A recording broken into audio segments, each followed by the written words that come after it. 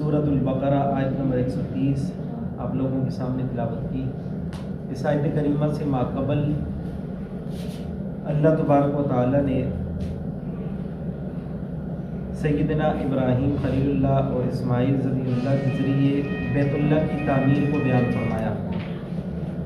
پھر دوران تعمیر سیدنا ابراہیم خلیل اللہ کی مانگی ہوئی چند دعاؤں کو اللہ تبارک و تعالی نے بالترتیب بیان فرمایا، اور اس آیت کریمہ کے اندر سیدنا ابراہیم خلیل اللہ علیہ السلام کی ملت، ان کے طریقہ کار کی اہمیت و فضیلت کو رب ذوالجلال بیان فرما رہے کہ ابراہیم خلیل اللہ کی جو ملت تھی، جو ان کا طریقہ کار تھا، وہ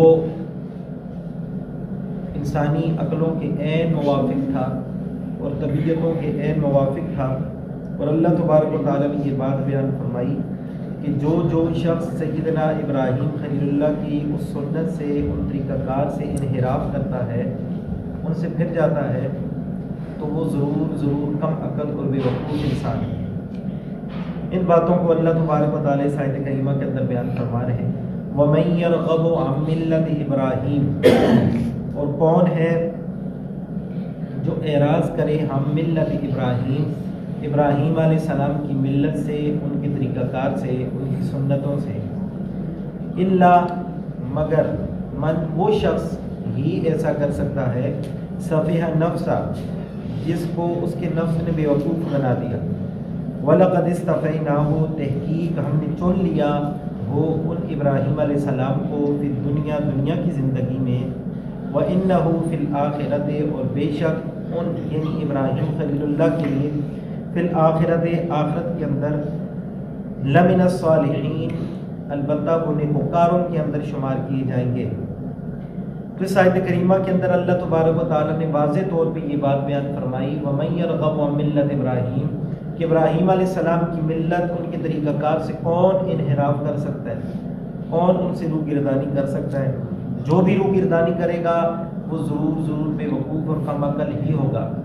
اس آیت کریمہ کی شان نزول کے اندر، معالم التنزیل کے اندر مفسرین کرام نے یہ بات نقل فرمائی، یہ واقعہ نقل فرمایا کہ حضور علیہ السلام کے دور مبارکہ کے اندر یہودیوں کے بہت بڑے عالم دین حضرت عبداللہ بن سلام رضی اللہ تعالیٰ عنہ کے، جو یہودیت کے بہت بڑے عالم تھے، جب وہ دائرہ اسلام کے اندر داخل ہوئے تو انہوں نے اپنے بھائی کے بیٹوں یعنی 2 بھتیجوں کو، اور بھتیجے بھی وہ والے جو تورات کے عالم تھے، اس وقت تورات کو پڑھا ہوا تھا انہوں نے، تورات کے عالم تھے، ان 2 بھتیجوں کے سامنے یہ بات رکھی کہ دیکھو ہماری تورات کے اندر، ہماری کتابوں کے اندر یہ بات مذکور ہے کہ اللہ تبارک و تعالیٰ بنی اسرائیل یا بنی اسماعیل ان دونوں میں سے کسی ایک کے اندر نبی آخر الزماں حضرت محمد مصطفیٰ صلی اللہ علیہ وسلم کو مبعوث فرمائیں گے، جن کا نام نامی اسم گرامی ان کتابوں کے اندر احمد لکھا ہوا تھا۔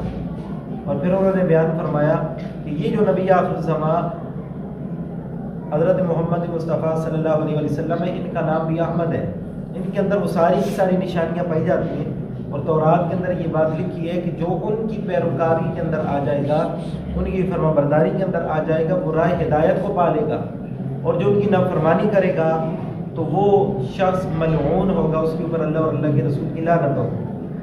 تو ہم ملعون ہونے سے بچ جائیں، اس لیے بہتر یہ ہے کہ ہم اس نبی کے ہاتھ کے اوپر ایمان قبول کر لیں اور اس نبی کی طریقہ کار کو فالو کرنا شروع کر دیں۔ تو سیدنا عبداللہ بن سلام رضی اللہ عنہ کی اس دعوت کے نتیجے کے اندر ان کے 2 بھتیجوں میں سے ایک خوش قسمت کو اللہ تبارک و تعالیٰ نے راہ ہدایت نصیب فرما دی، وہ تو دائرہ اسلام کے اندر داخل ہو گئے، لیکن دوسرے بھتیجے کو اللہ تبارک و تعالیٰ نے راہ ہدایت نصیب نہیں فرمائی، وہ دستور یہودیت ہی کے اوپر قائم رہا، اور یہودیت کے اوپر قائم رہنے والے خود کو ملت ابراہیمی کے اوپر چلنے کا دعویٰ کر رہے تھے، اور وہ سمجھ رہے تھے کہ ہم ملت ابراہیمی یعنی سیدنا ابراہیم علیہ السلام کے طریقہ کار کے اوپر چل رہے ہیں، حالانکہ یہودیت اور نصرانیت ان کے اپنے اندر اتنے بگاڑ پیدا ہو چکے تھے کہ اپنے وقت کے نبی کی طریقہ کار کو بھول چکے تھے، چہ جائے کہ ہزاروں سال پہلے سیدنا ابراہیم علیہ السلام کے طریقہ کار ان کی زندگی کے اندر ہوتے تو ان کے یہ دعوے سراسر دعوے ہی تھے، ان کے اندر کسی قسم کی کوئی سچائی نہ تھی۔ اب نبی آخر الزماں حضرت محمد مصطفیٰ صلی اللہ علیہ وسلم کو جو طریقہ کار، جو ملل رب ذوالجلال نے عطا فرمائی تھی، وہ سیدنا ابراہیم خلیل اللہ کی دعا کے ثمر اور نتیجے کی صورت کے اندر وہی طریقہ کار، وہی انداز اللہ پاک نے عطا فرمائے تھے۔ اس لیے وَاتَّبِعْ مِلَّةَ ابراہیم حنیفہ کا یہ واضح حکم اس امت کو ہے۔ تو جو نبی علیہ السلام کے اس دور مبارکہ کے اندر ان کے طریقہ کار کے اوپر چلے گا، گویا وہ سیدنا ابراہیم خلیل اللہ کی ملت کے اوپر عمل پیرا ہے۔ جو حضور علیہ السلام کی سنتوں سے انحراف کرے گا اور سیدنا ابراہیم خلیل اللہ کی ملت کے اوپر چلنے کا دعویٰ کرے گا، وہ سراسر دعویٰ ہی کر رہا ہے، اس کے اندر کسی قسم کی کوئی سچائی نہیں۔ تو یہاں پہ ملت کا لفظ آیا، بار بار آپ لوگوں نے ملت کا لفظ سنا۔ اللہ تبارک و تعالیٰ نے انسان کی ہدایت کے لیے 3 قسم کی چیزوں کا نزول فرمایا، دور آدم سے لے کے آج تک۔ ان کو 3 کیٹیگریوں کے اندر، 3 چیزوں کے اندر تقسیم کیا جا سکتا ہے۔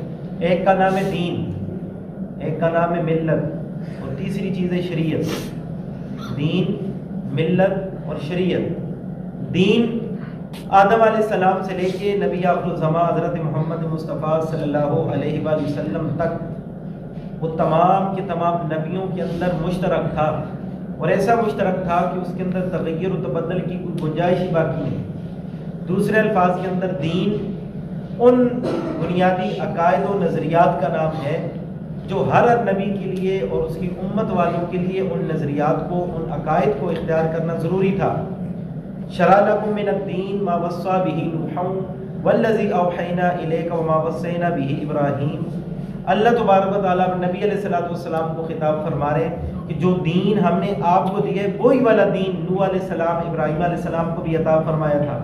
یعنی وہ عقائد، وہ نظریات جو سیدنا نوح علیہ السلام کے، سیدنا ابراہیم علیہ السلام کے اور سابقہ 1.25 لاکھ انبیاء کرام کے تھے، وہی والے نظریات، وہی والے عقائد بنیادی حضور علیہ السلام کے اور ان کی امت والوں کے بھی ہیں۔ ان کے اندر بنیادی عقائد کے اندر سب سے پہلا عقیدہ توحید کا۔ ہر نبی نے اللہ تبارک و تعالیٰ کی وحدانیت کو بیان فرمایا کہ اللہ پاک وحدہ لا شریک ہے۔ عقیدہ توحید کا یہ دین کا سب سے بنیادی عقیدہ ہے۔ اس کے بعد ہم ایمان مفصل کے اندر تفصیل کے ساتھ ان سارے کے سارے بنیادی عقائد کو پڑھتے ہیں۔ آمنت باللہ، میں ایمان لایا اللہ تبارک و تعالیٰ کی ذات گرامی کے اوپر، وہ ملائکتہ اور اس کے ملائکہ کے اوپر، وہ کتبی اس کی کتابوں کے اوپر، ورسولی اس کے رسولوں کے اوپر، والیوم الآخر اور آخرت کے دن کے اوپر، والقدر خیرہ و شرہ من اللہ تعالیٰ، ہر اچھی بری تقدیر کے اوپر کہ اللہ تبارک و تعالیٰ کی طرف سے ہو، والبعث بعد الموت اور مرنے کے بعد دوبارہ زندہ ہونے کے اوپر۔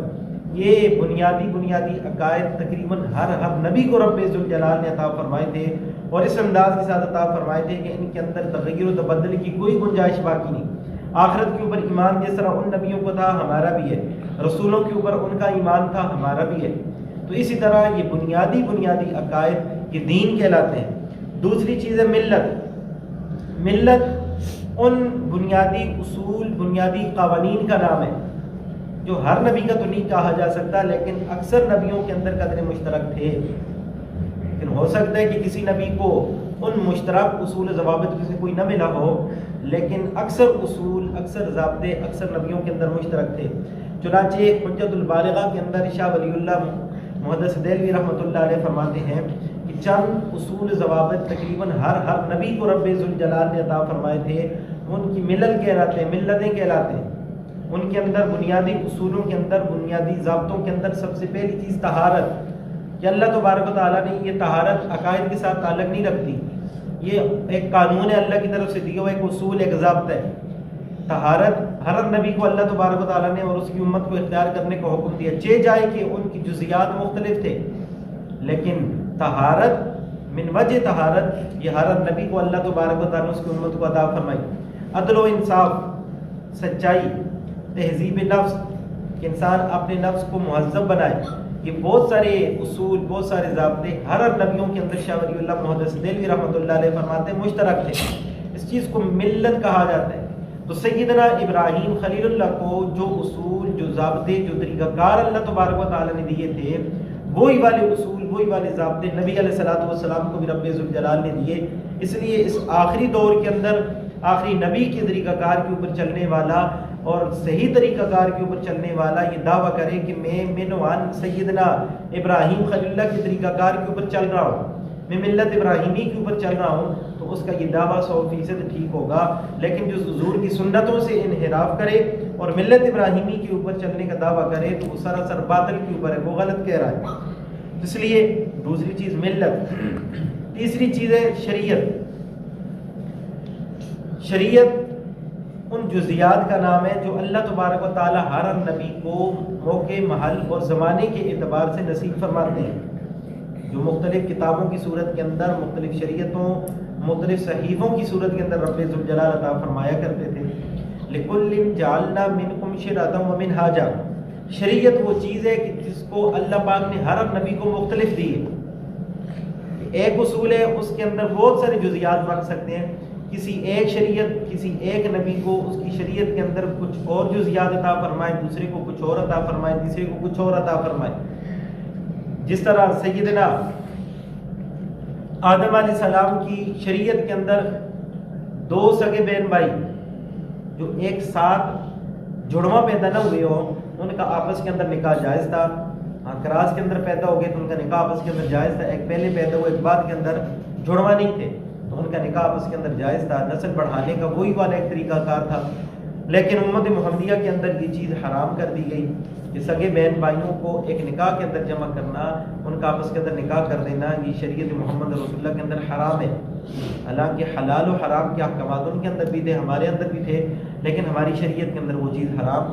سیدنا یعقوب علیہ السلام کی امت کے اندر 2 سگی بہنوں کو ایک نکاح کے اندر جمع کرنا جائز تھا کہ ایک بندہ 2 سگی بہنوں کے ساتھ نکاح کرنا چاہے تو ان کی شریعت کے اندر جائز تھا. لیکن ہماری شریعت مطہرہ کے اندر یہ چیز جائز نہیں ہے کہ ایک بندہ 2 بہنوں کو ایک ہی نکاح کے اندر اپنے پاس جمع کر لے. ہماری شریعت اس بات کی اجازت نہیں دیتی، اس کے لیے اس چیز کو حرام کر دیا گیا. حضرت یعقوب علیہ السلام کی امت کے اندر اونٹ کا گوشت حرام تھا. ہماری اس امت کی شریعت کے اندر اللہ تبارک و تعالیٰ نے اونٹ کے گوشت کو حلال کر دی. یہ طہارت بھی ایک اصول، ایک ضابطہ ہے، ایک ملت ہے، ملت میں سے ایک اصول ضابطہ ہے. لیکن اس کی جزیات آگے مختلف ہیں. سابقہ امتوں میں سے کچھ امتوں کو اللہ تبارک و تعالیٰ نے طہارت کے مسائل کے اندر کہ اگر کپڑے ناپاک ہو جائیں تو ان کو کاٹنا ضروری تھا کہ وہاں سے اس حصے کو کاٹیں گے تب جا کے وہ پاک ہوگا. لیکن ہماری شریعت مطہرہ کے اندر ان کو دھو لینے سے وہ چیز پاک ہو جاتی ہے. تو یوں جزیات مختلف ہوتی ہیں، لیکن جو اصول ہے قدر مشترک کے ہر نبی کے اندر وہ والے پائے جا رہے تھے. لیکن جو جزیات ہیں ان کے اندر بھی تغیر و تبدل کی گنجائش تھی. لیکن جو دین ہے اس کے اندر تغیر و تبدل کی بالکل بھی گنجائش نہیں تھی. یہ 3 چیزیں اللہ تبارک و تعالیٰ نے انسانیت کی بڑھوتری کے لیے، انسانیت کو اپنے قریب کرنے کے لیے دور آدم سے لے کے قیامت تک آنے والے ہر اہل ایمان کو ان میں سے کچھ نہ کچھ حصے نصیب فرمائے. ان میں سے ایک کا نام دین، دوسری کا نام ملت اور تیسری کا نام شریعت ہے. تو اللہ تبارک و تعالیٰ فرما رہے وَمَن يَرْغَبُ عَن مِّلَّةِ إِبْرَاهِيمَ، کون ہے جو اعراض کرے ابراہیم علیہ السلام کی ملت سے، یعنی ان کے طریقہ کار سے کون اعراض کر سکتے ہیں؟ الا من سفہ نفسہ، مگر وہ والا شخص ہی اعراض کر سکتا ہے کہ جس کو اس کی نفس نے بے وقوف بنا دی. یعنی جس کے اندر عقل کی کمی ہوگی وہ تو انحراف کرے گا، وہ تو انسان کو انسانی طبیعت کے مخالف اس چیز کو سمجھتے ہوئے اس سے اپنے آپ کو بچانے کی کوشش کرے گا. حالانکہ سیدنا محبوب خدا محمد رسول اللہ کا ہر طریقہ شریعت انسان کی طبیعت کے عین موافق ہے. تو اللہ تبارک و تعالیٰ فرما رہے وَلَقَدِ اسْتَفَيْنَاهُ فِي الدُّنْيَا، تحقیق ہم نے چن لیا ہو ان کو، یعنی سیدنا ابراہیم علیہ السلام کو، فی الدنیا، دنیا کی زندگی کے اندر چن کے ان کو امامت، ان کو ایک مقام نصیب فرما دیا امامت کا، ان کو ایک مقام نصیب فرما دیا اعلیٰ انسان ہونے کا.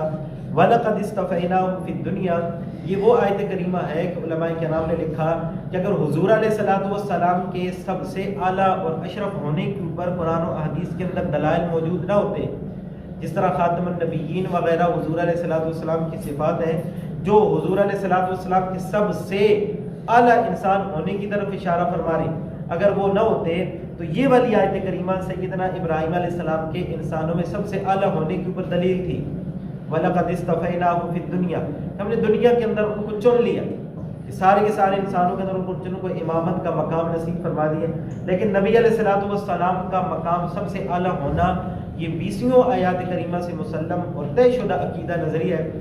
اس لیے ہم سب کے عقائد و نظریات کا یہ بھی حصہ ہے کہ اللہ تبارک و تعالیٰ کے بعد انسانوں میں اور باقی ساری کی ساری مخلوقات کے سامنے بھی نبی علیہ الصلوۃ والسلام کا مقام سب سے اعلیٰ و عرفہ ہے. پھر اس کے بعد سیدنا ابراہیم خلیل اللہ کی ذات گرامی، پھر اس کے بعد سیدنا موسیٰ علیہ السلام کا مقام اور منصب ہے. یوں دل کا رسول فضلنا بعض علی بعض، اللہ تبارک و تعالیٰ نے بعض رسولوں کو بعض کے اوپر فضیلتیں عطا فرمائی ہیں. یہ کچھ ترتیب علماء کرام نے عقائد کے موضوع کے اندر ہم لوگوں کو بتلائی کہ سب سے اعلیٰ مقام اللہ تبارک و تعالیٰ کے بعد حضور علیہ الصلوۃ والسلام کا، پھر ان کے بعد سیدنا ابراہیم خلیل اللہ کا، پھر ان کے بعد سیدنا موسیٰ علیہ السلام کا. اس طرح بالترتیب باقی انبیاء کرام کے بھی رتبے اور مقام. وَإِنَّهُ فِي الْآخِرَةِ لَمِنَ الصَّالِحِينَ، اور بے شک ان ابراہیم خلیل اللہ کی آخرت میں کیا مقام ہوگا؟ لَمِنَ الصَّالِحِينَ، وہ نیکوکاروں میں سے ہوں. تو ہر نبی نیکوکاروں ہی میں سے ہوگا، لیکن خصوصیت کے ساتھ ابراہیم علیہ السلام کا یہاں پہ ذکر کرنا اس وجہ سے تھا کہ اللہ پاک نے دنیا کے اندر ان کے مقام کو بیان کیا تو اس کی متصل بعد ان کے آخرت کے مقام کو بھی بیان فرما دیا. ہر نبی ہی نیکوکاروں کے اندر شمار ہوگا. کیوں نیکوکار کون؟ ایسے نیکوکار جن سے گناہ کا صدور ممکن ہی نہیں. سارے کے سارے انبیاء کرام ہمارے عقائد کے اندر یہ بات بھی ہے کہ ہر نبی معصوم عن الخطا ہوتا ہے، غلطیوں سے اللہ تبارک و تعالیٰ کو مبرہ فرما دیا ہوتا ہے، وہ غلطیوں سے پاک صاف ہوا کرتے ہیں. اور یہ سارے کے سارے مقامات اور ان کی ملت کا اتنا زیادہ ادب و احترام کیوں ہے؟ اللہ پاک آگے یہ بات بیان فرما رہے ہیں. اس لیے کہ اذ قال لہو ربہ، جب کہا لہو ان ابراہیم علیہ السلام سے، ربہ ان کے رب نے، اسلم جھک جا، فرما بردار ہو جا. تو قال سیدنا ابراہیم علیہ السلام نے فرمایا اسلم، تو میں نے جھکا دیا اپنے آپ کو لرب العالمین، رب العالمین کے سامنے، جو تمام کے تمام جہانوں کا رب ہے، اس کے سامنے اپنے آپ کو جھکا دیا. اور ان کا یہ فرمانا اسلم تو برب العالمین یہ محض زبان سے نہیں تھا، جس طرح ہم کہہ دیں کہ ہم عاشق رسول ہیں اور عشق نام کی کوئی چیز ہمارے معاملات کے اندر، ہمارے اخلاق و کردار کے اندر، ہماری شکل و صورت کے اندر نظر نہ آ رہی ہو اور خود کو عاشق رسول کہہ رہے ہو.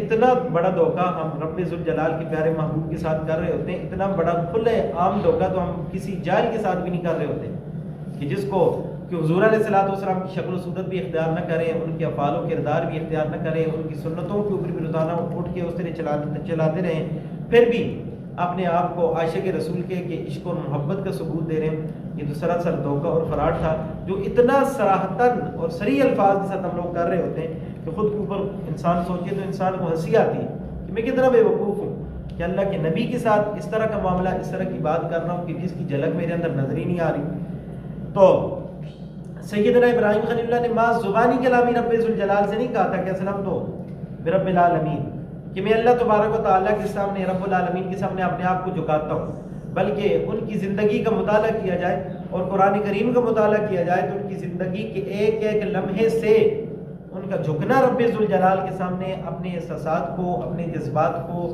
قربان کرنا ہمیں ہر لمحے کے اندر ہم لوگوں کو نظر آئے.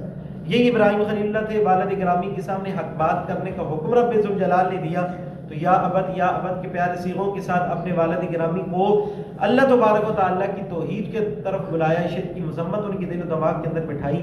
لیکن والد گرامی کے دل و دماغ کے اندر وہ شرک کی چربی چڑھی ہوئی تھی، وہ ان کی بات کو نہ مانے. اور قال اراغب انت عن آلہتی یا ابراہیم لئن لم تنتہ لارجمنک واہجرنی ملیہ، سنسار کرنے کی دھمکی دے دی، خود سے علیحدہ ہونے کا حکم صادر کر دیا.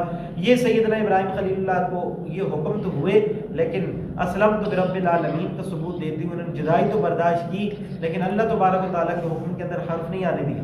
پھر قوم والوں کے سامنے حق بات کا کہنے کا حکم ہوا. اللہ کے نبی سیدنا ابراہیم علیہ السلام نے قوم والوں کے سامنے حق بات کا اظہار فرمایا. قوم والوں نے انکار کے اوپر انکار. پھر جب باتوں سے وہ نہ مانے تو عملی نظام عمل کے ذریعے ان کو منوانے کی کوشش کی. جب وہ پیٹ پھیر کے سارے میلے کے اوپر چلے گئے، ان کے بڑے بت خانے کے اندر یہ تشریف لے گئے، سارے کے سارے بتوں کو توڑا، بڑے بت کے کندھے کے اوپر کلہاڑے کو رکھ دیا.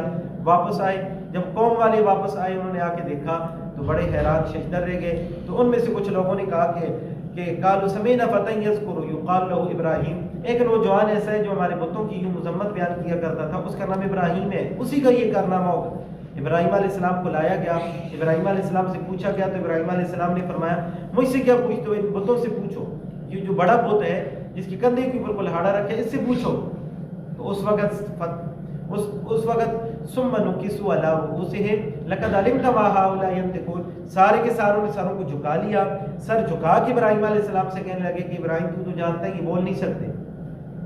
اس وقت ابراہیم علیہ السلام نے ان کے سامنے دودھ اور پانی کر کے رکھا کہ آپ کہتے ہو کہ یہ بول نہیں سکتے، اپنا دفاع نہیں کر سکتے، اپنا بچاؤ نہیں کر سکتے، آپ کا کیسے بچاؤ کریں گے؟ یہ اپنے آپ کو نقصان سے نہیں بچا سکتے، آپ کو نقصان سے کیسے بچائیں گے؟ آپ کو کیسے فوائد دیں گے؟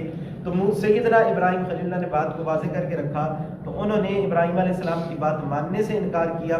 قالوا حرقوه وانصروا آلهتكم ان كنتم فاعلین، ان کے راہبوں نے، ان کے بڑوں نے اپنی قوم والوں سے کہا کہ اب اپنے خداؤں کی مدد کرو، موسیٰ علیہ السلام کے لیے آگ کا انتظام کرو۔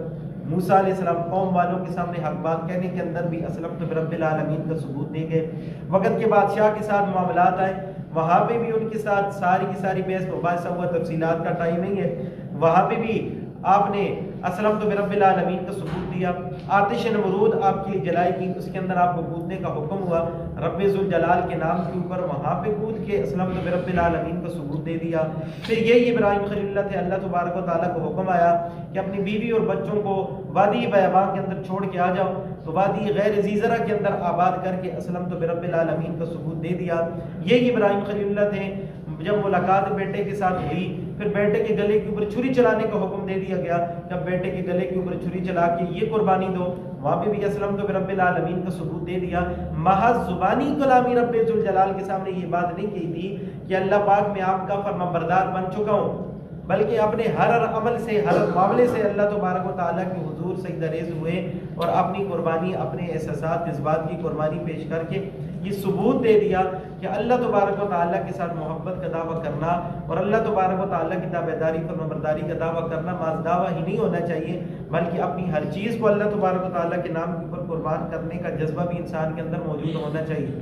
اللہ تبارک و تعالیٰ ہمیں سیدنا ابراہیم خلیل اللہ کے اس احساس، جذبات کی قربان کرنے کی مانند ہمیں بھی اللہ پاک اپنے احساسات، جذبات، خواہشات اور اپنے نفس کو قربان کرنے کی اللہ پاک توفیق نصیب فرمائے، اور نبی علیہ الصلوۃ والسلام ابراہیم خلیل اللہ کی صحیح ملت، صحیح سنتوں کے اوپر عمل پیرا ہونے کی توفیق نصیب فرمائے۔ جو کچھ کہا حضرات